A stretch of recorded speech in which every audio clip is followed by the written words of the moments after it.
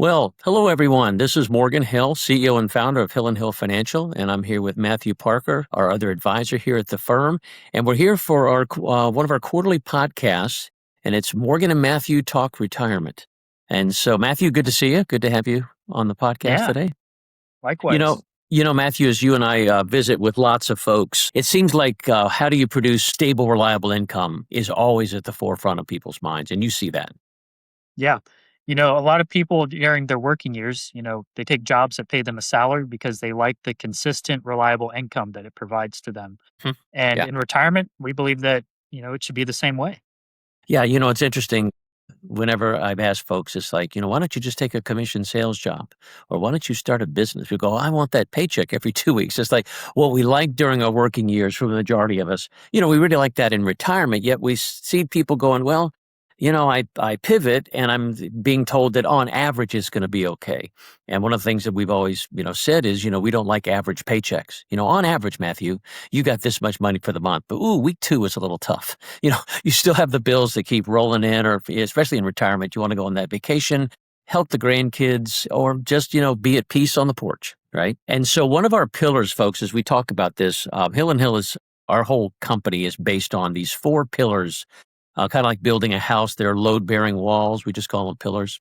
And the first one is you have to make sure that your investments do create income that you're never going to run out of. There are others, such as managing risks and or avoiding risks. You want to make sure you leave a legacy by having a proper estate plan, and that you manage the whole tax planning, tax preparation part of the equation. No one wants to pay more, right, Matthew? No, certainly Yeah. not. So Matthew, as you and I have done this work, one of the things that we work to set up is kind of the base of the conversation.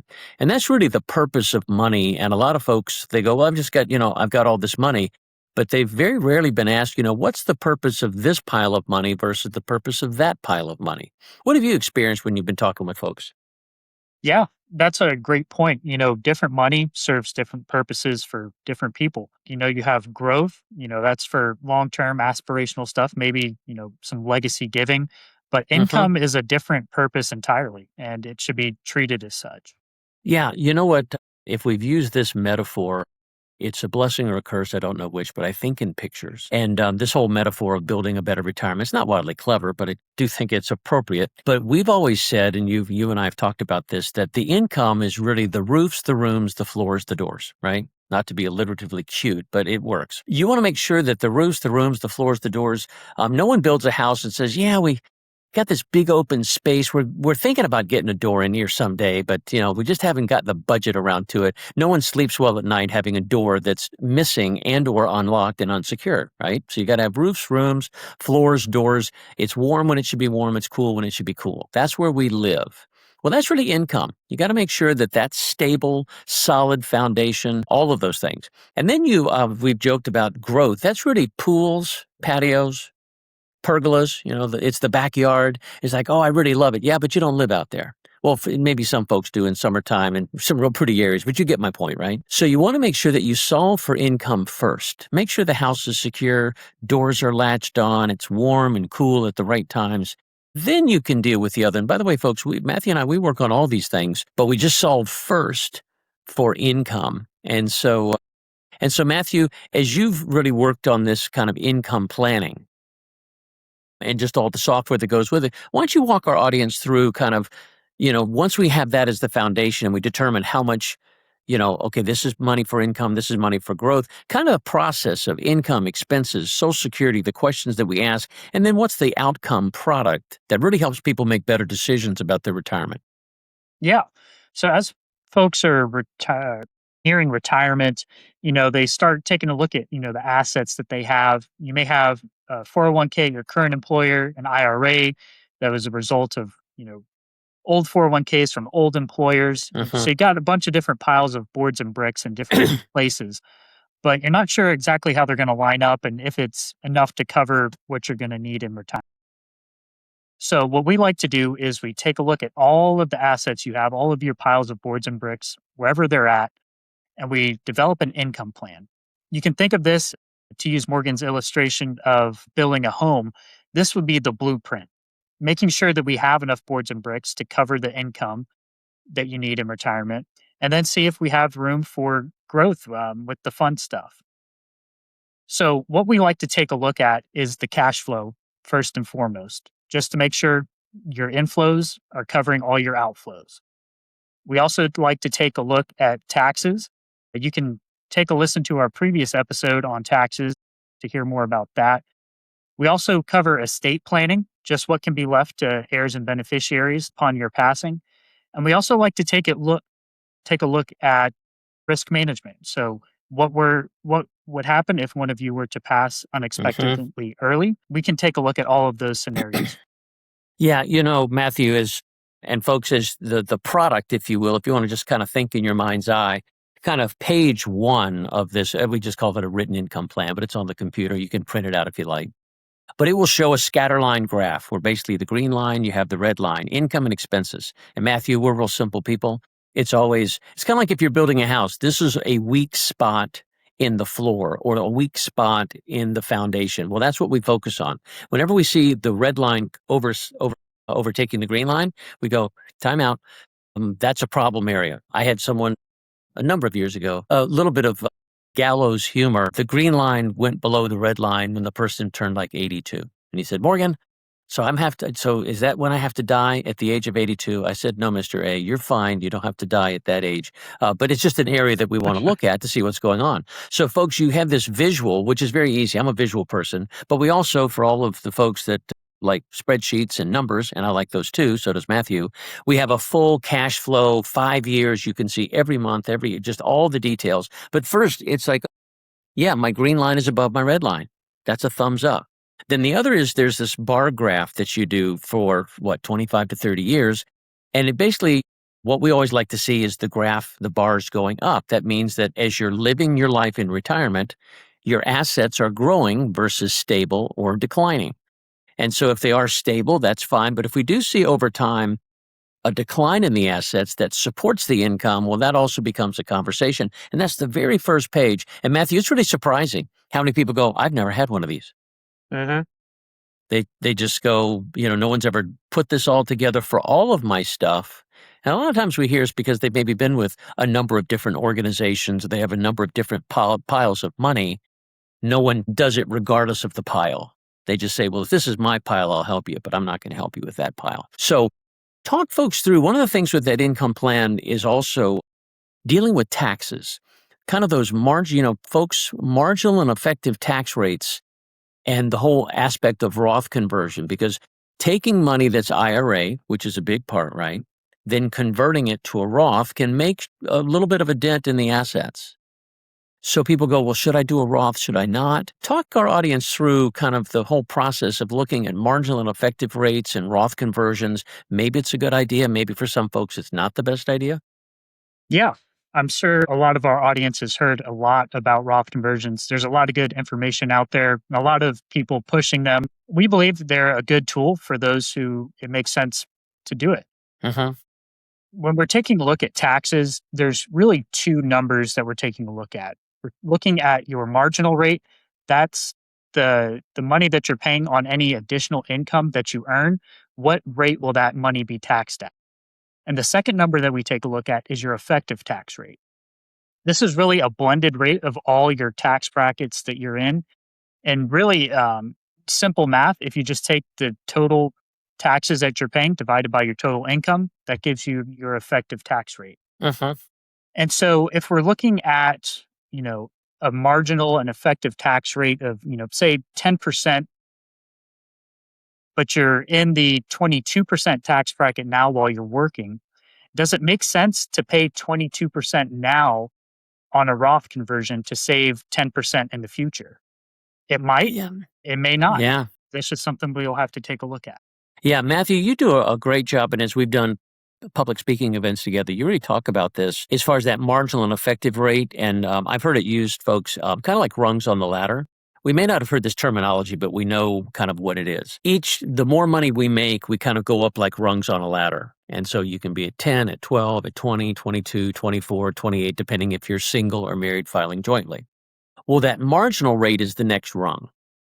Well, if you had some money that's being taxed at 10, some at 12, some at 20, You add up all the tax, divide by your income, that's your effective tax rate. And it's really helpful. People are really shocked, because we'll go through all the income and we're sitting there and I'm watching you when you do the big reveal of here's your actual effective tax rate. And for some folks, it could be 6, 7, 8%.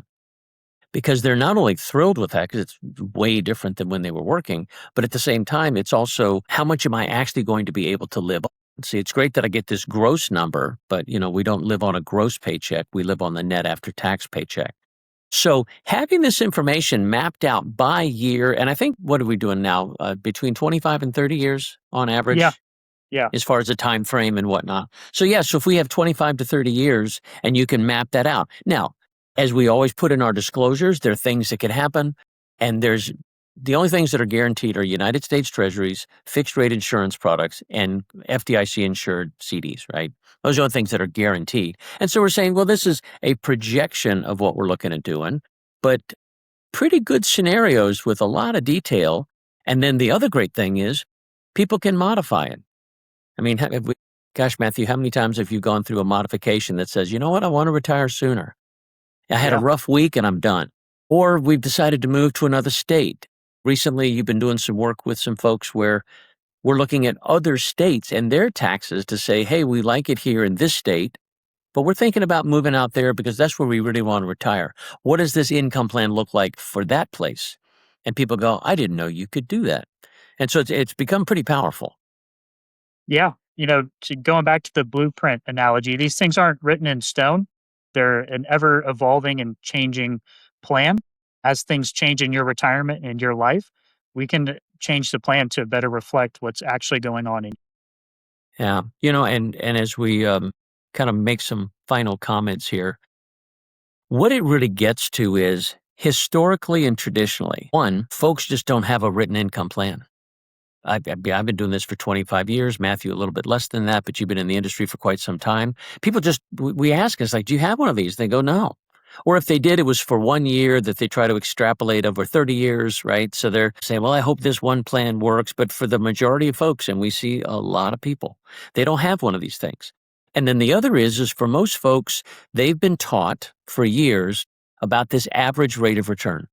If you put 60% of your stuff in stock stuff, 40% of your stuff in bond stuff, and take an average of 4%, it's all going to work. And what we've been seeing a lot of folks in the last probably decade plus is something called the sequence of returns.